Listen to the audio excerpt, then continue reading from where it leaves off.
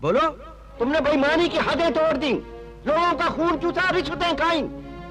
तुम समाजवाद और देश के नाम पर एक कलंक को। समाजवाद? हमारे देश में समाजवाद कहां है? हमारे देश में तो अवसरवाद है, जात पातवाद है, कुर्सीवाद है। अरे समाजवाद तो तब आएगा जब आप अपने वोट की ताकत महसूस करेंगे। ये जो वोट है ना, ये कागज का टुकड़ा नहीं है कि डब्बे में डाला और चल दिए।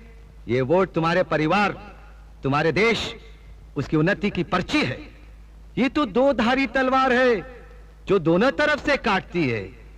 ठीक जगह पड़े तो देश खुशहाल, और गलत जगह पड़े तो देश का सत्यानाश।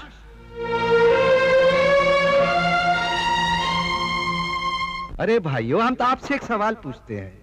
जब आप अपनी बहन या बिटिया की शादी तय करते हैं तो पहले अच्छा लड़का ढूंढते हैं, अच्छा खानदान देखते हैं, उसके गुण और अवगुण देखते हैं, तब जाकर कन्या की शादी करते हैं। वोट भी तो तुम्हारी बहन और बिटिया है ना, उसको किसी को भी उठाकर दे देते हो। अरे भाई, ये वोट तो भरोसेमंद और ईमानदार को देना चाहिए, मगर आप लोग क्या करते हैं? बेचते हैं अपना वोट, वोट का ब्लैक मार्केट करते हैं। जिसने ज्यादा पैसे दिए उसे दे दिया। वोट तो ऐसे बांटते हो जैसे वोट सड़क पर मिलता है। कभी किसी दोस्त को दे दिया, कभी अपनी जात वाले को दे दिया, और कभी बेच दिया। अरे हम तो कहते हैं जो वोट बेचता है वो भी बेईमान है, जो वोट खरीदता है वो भी बेईमान है। तो फिर किस मुंह से हमें बेईमान कहते हो? हाँ, अरे अगर बेईमान लोग सरकार बनाएंगे तो सरकार तो बेईमान बनेगी ही। तो फिर चिल्लाते काहे को कि डाउन डाउन मुर्दाबाद? जिस दिन तुम वोट खरीदने वाले को अपनी चौखट से धक्का मारकर बाहर निकाल दोगे, उस दिन ये सब कुछ ठीक हो जाएगा। अब देखो, हमारे इन उप मुख्यमंत्रियों को, इन बेईमानों को किसने भेजा? ये आप ही के लोगों के भेजे हुए हैं ना। अब ये बेईमानी नहीं करेंगे तो क्या करेंगे? आज से 5 साल बाद जब इनको इलेक्शन लड़ना पड़ेगा तो ये पैसा कहां से लाएंगे? अरे यहीं से तो लाएंगे ना। अरे बोलिए बोलिए। आप कहते हैं कि हमने रिश्वत ली है, बेईमानी की है। अरे हम कहते हैं हाँ हमने रिश्वत खाई है। कोई कहता है 12 करोड़, कोई कहता है 15 करोड़, कोई 16। आप जानते हैं हमने कितना कमाया है? हाँ, 62 करोड़। 62 करोड़, 60 और 2।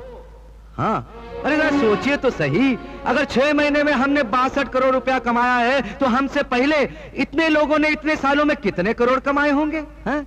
हिसाब लगा सकते हैं आप? अरे जब आप हमारा हिसाब नहीं लगा सके तो उन लोगों का हिसाब कैसे लगा सकते हैं? अरे हम तो कहते हैं उन लोगों से हिसाब मांगो, हम तुम्हारे साथ हैं, हम भी मिलकर हिसाब मांगेंगे। क्यों? क्योंकि अब हमें पता चल चुका है कि ये रुपया, ये पैसा कमाने का तरीका कौन से रास्ते से होता है। हाँ, बेईमानी का पैसा किस रास्ते से कमाया जाता है, ये अब हमें पता चल चुका है। आप लोग कहते हैं कि हम बेईमान हैं। हाँ, आप क्या कहते हैं? आप धर्म के अवतार हैं। आप क्या कहते हैं? आप न्याय के देवता हैं। आप क्या कहते हैं? आप ईमानदारी के पैगंबर हैं।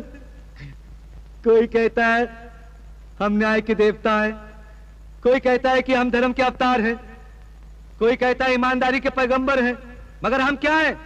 हम बेईमान हैं। हम भी जानते हैं, आप भी जानते हैं, लेकिन ये नहीं बोलेंगे।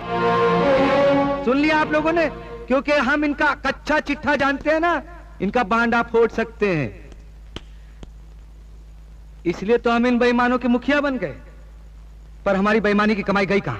क्या हम निकल गए? अरे हराम का पैसा तो कोर्ट बन के सामने फूटता है, हमारे सामने